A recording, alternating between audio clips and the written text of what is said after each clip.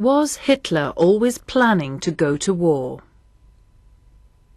His career is marked by events that appeared to lead to the outbreak of war in 1939. And from the beginning, Hitler was certainly willing to use violent methods to achieve his political aims when he thought they would work. In the 1920s, he set up the SA and SS as private armies within the Nazi Party. Their job was to beat up the political enemies of the party and break up their meetings. In Munich in 1923, Hitler was tried for an unsuccessful armed rebellion known as the Beer Hall Putsch. Hitler was sent to prison for setting up the coup. While he was there, he wrote Mein Kampf, My Struggle. This outlines his warlike aims more clearly than any other document.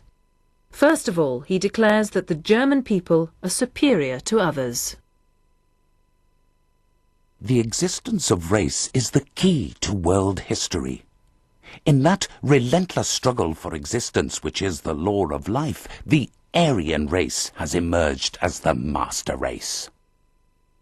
The Germans, Hitler argued, needed more Lebensraum, room to live, because of their expanding population, and because of their superiority over the peoples of Eastern Europe, the Slavs. Hitler claimed they were entitled to take that Lebensraum from them. When we speak of Lebensraum, we mean Russia and the lands bordering it. Clearly we must control the states between us and Russia. If they choose to fight against our wishes, then we must deal with them. These warlike intentions are also clearly stated in the official programme of the Nazi Party, along with the abolition of the Versailles Treaty.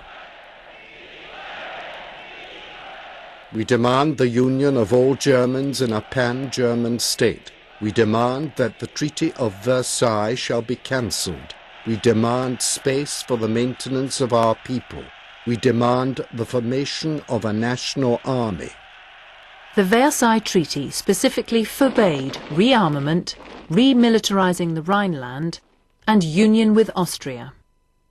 When Hitler came to power in 1933, he began rearming. Between 1932 and 1939, he increased the army tenfold, trebled German sea power, and built a sizable air force. There were people at the time who asked why Hitler was doing this if he didn't mean to go to war.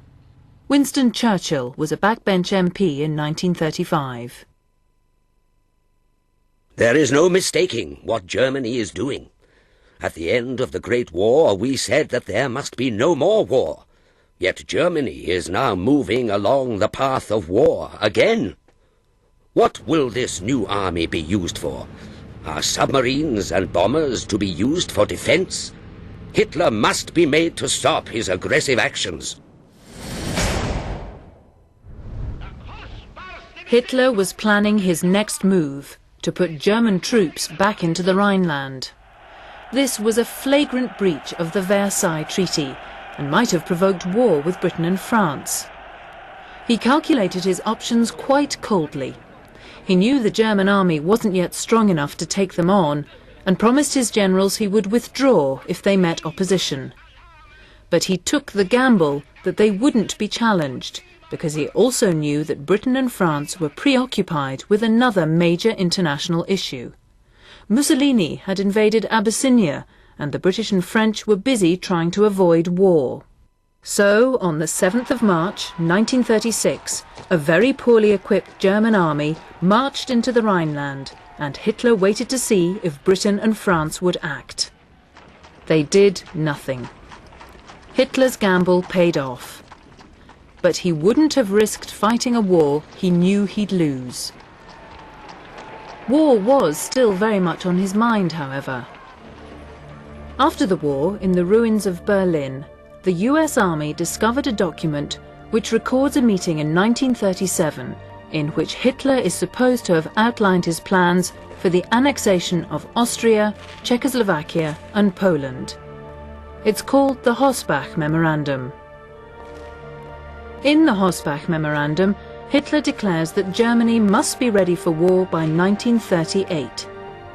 What's not clear is whether he meant Germany to go to war then, or just be prepared to defend itself in case of war.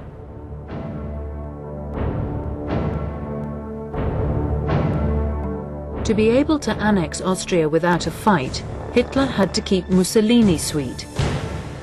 The Italian dictator had always seen Austria as an important area of Italian influence.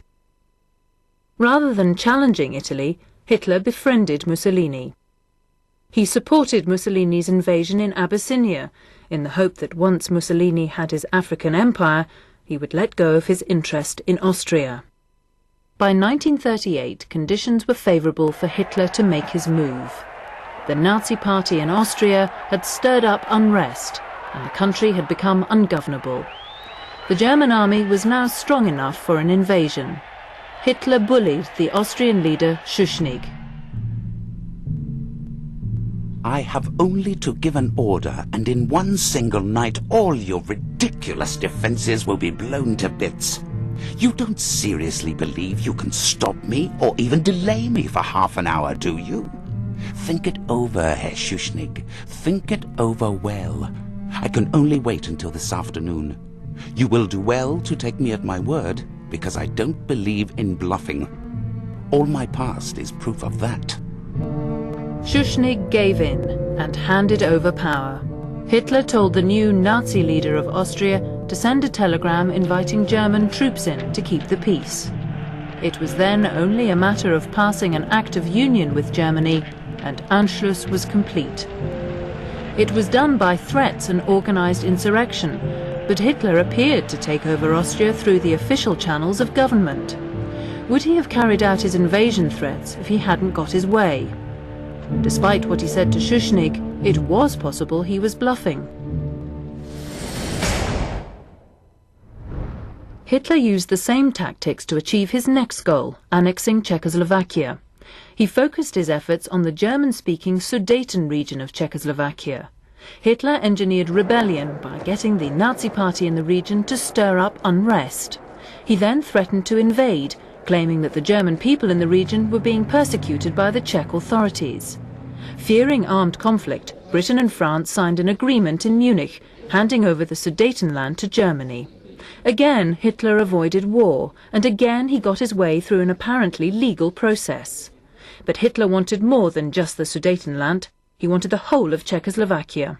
In March 1939, Germany invaded the main part of Czechoslovakia that was left and took over the capital, Prague.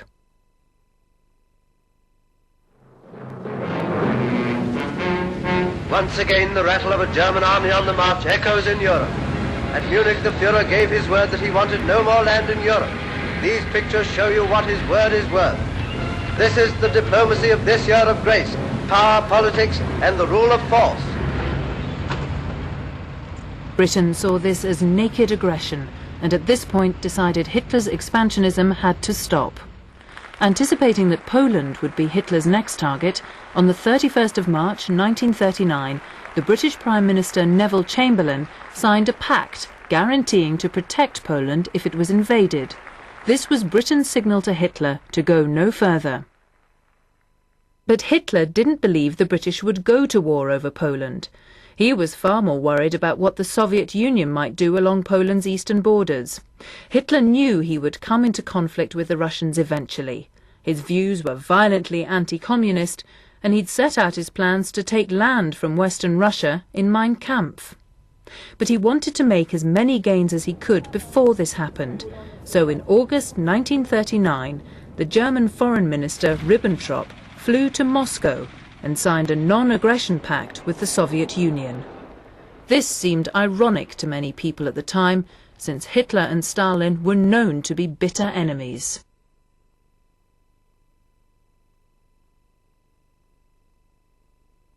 This is a British cartoon from the time.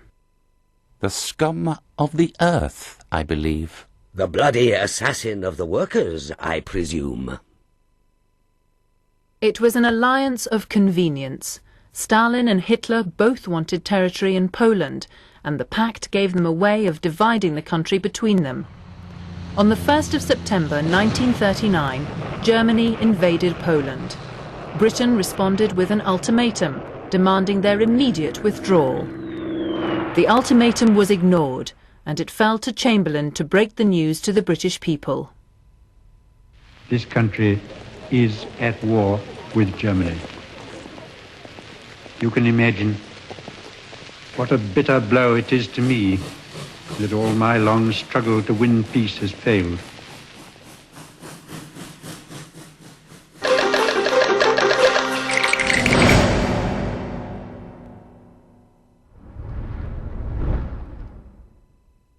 Was appeasement a cowardly policy? During the 1930s, Germany repeatedly broke the terms of the Versailles Treaty. Hitler rearmed, he reoccupied the Rhineland, and united with Austria. And in 1938 he turned his sights on Czechoslovakia. Not till 1939, when he invaded Poland, did Britain say stop. So why did Britain not act earlier? Britain's approach to Germany in the 30s is known as appeasement. Some people, like Winston Churchill, thought it was a cowardly policy. But was it? The British Prime Minister from 1937 until 1940 was Neville Chamberlain, and he was closely identified with appeasement. Chamberlain was so convinced that he had the right approach, some people found him arrogant. He certainly tried hard to make it work. He made 3 trips to Germany by air to negotiate with Hitler over Czechoslovakia. This is how Chamberlain described appeasement. By the exercise of friendliness and understanding of what were the desires of others, to clear up all differences by discussion, without armed conflict.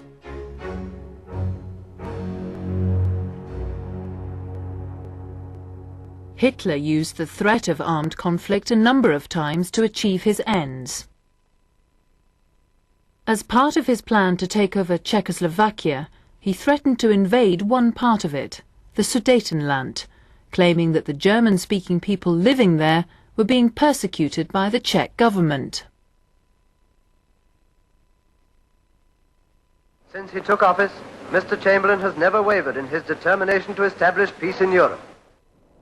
So Chamberlain visited Hitler at his mountaintop residence in Berchtesgaden to cut a deal.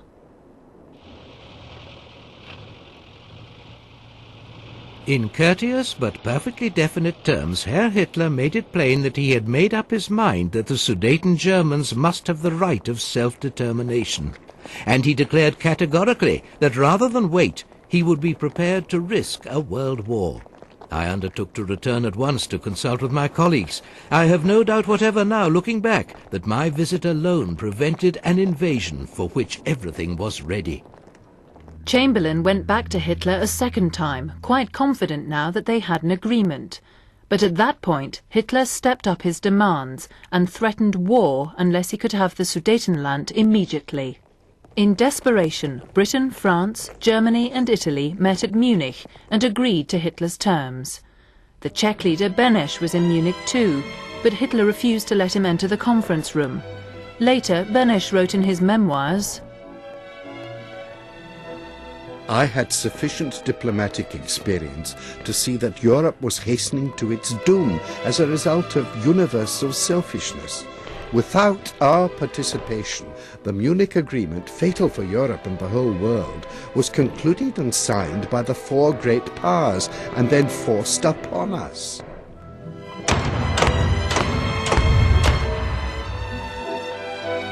For Beneš then, appeasement meant that Britain would avoid getting into a war whatever the cost to others. But Chamberlain believed that Hitler did have some reasonable demands, and he had extracted a promise from Hitler that he would make no more territorial demands in Europe. But 6 months later, in March 1939, the Germans annexed the main part of what was left of Czechoslovakia. Hitler had broken his promise to Chamberlain, and that same month Chamberlain changed his policy. Britain signed a pact promising to protect Poland. This was supposed to send a signal to Hitler that Britain would not accept further German expansion. Britain prepared for war. But Hitler didn't believe the British would go to war over Poland, since they hadn't stood up to him over Czechoslovakia. Hitler went ahead with his invasion, and Britain declared war on Germany on the 3rd of September 1939. Appeasement had been abandoned. One of appeasement's most outspoken critics, Winston Churchill, replaced Chamberlain as Prime Minister in 1940. For 50 years following World War II, appeasement was seen to have failed. But before the war, many people thought it was the right thing to do. Why? Appeasement had its origins in the Treaty of Versailles. There were British politicians who felt the terms were too harsh. Many of the agreements Britain signed with Germany in the 1920s and early 1930s were intended to reduce the severity of the treaty. People in Britain remembered the horrors of the First World War and didn't want to have to fight again. Some people even campaigned for peaceful solutions to international problems.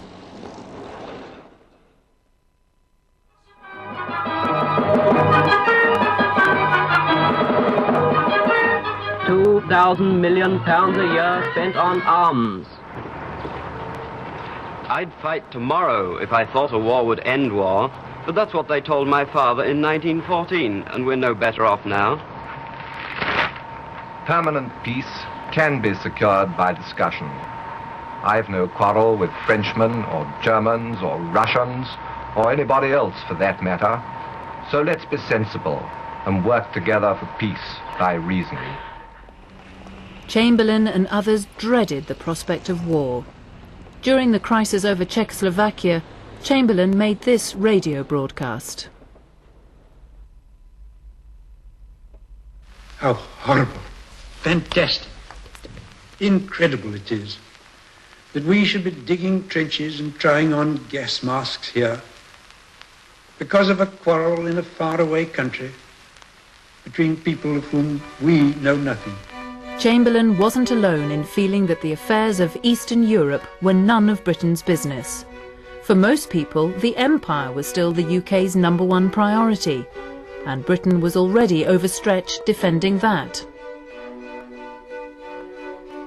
Our military forces in their present state are still far from sufficient to meet our defence commitments, which now extend from the Mediterranean into the Far East. We cannot foresee the time when our forces will be strong enough to safeguard our territory, trade and vital interests against Germany, Italy and Japan simultaneously. Britain was rearming, but in 1938 it still wasn't ready for a war.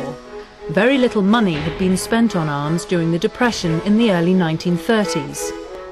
And if Britain did have to fight Hitler, Chamberlain wasn't convinced he'd get the support he'd need from other countries. The French were plagued by weak and unstable governments, and Chamberlain didn't feel he could count on them. The USA, meanwhile, was following a policy of isolationism, deliberately keeping out of European affairs. The Soviet Union, on the other hand, was committed to the spread of world revolution, and Chamberlain, like many in the West, distrusted them. That left the Dominions, Australia, New Zealand, Canada and South Africa. They'd all helped Britain fight the First World War. Their dead lay in cemeteries in France, Belgium and Turkey. None of the Dominions wanted to be involved in another horrific war. Only Canada said it would support Britain in a war over Czechoslovakia. So, in the 1930s, appeasement could be seen as a reasonable and pragmatic policy. It certainly bought Britain 12 months to rearm. But did it, as its critics claim, make war inevitable because Hitler thought he could do what he liked?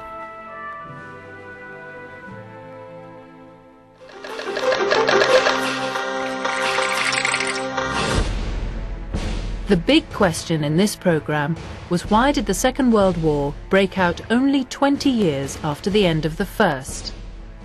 To try to answer, we broke down this big question into 6 smaller ones. About the peace treaty, the Weimar Republic, Hitler's rise to power, the League of Nations, Hitler's own plans, and appeasement. Now, after looking at these smaller questions, you have to evaluate how important these factors were. Were they all needed to create the conditions for a war? Would the war have happened if one had been missing? How do they link together? And which one was the most important?